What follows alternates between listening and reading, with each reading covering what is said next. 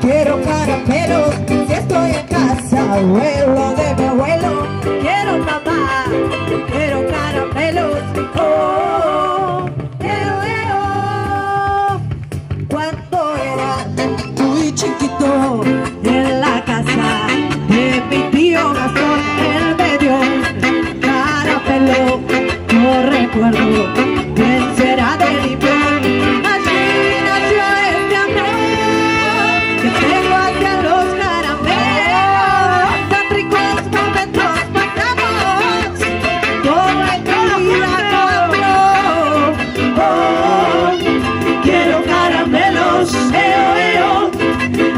Mi abuelo, oh, quiero caramelos, es lo de mi abuelo.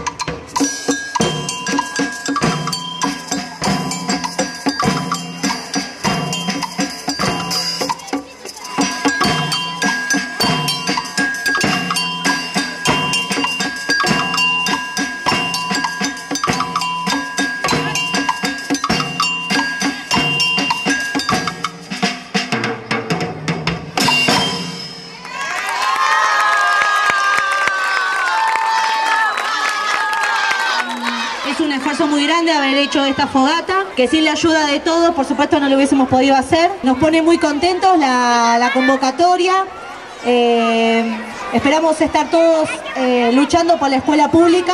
Ese es uno de los objetivos de esta nueva cooperadora. Seguir luchando y brindándole educación de calidad a los chicos.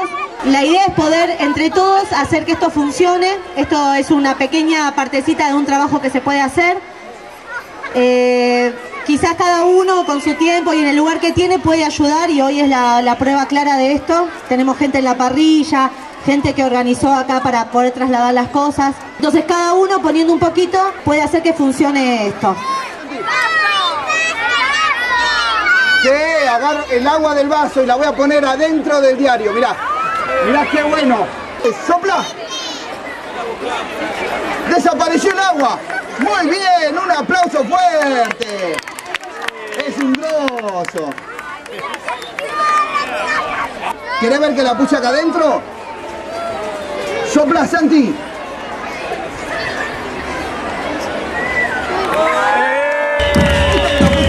Muy bien, Santi. Un aplauso para Santi. Muy bien.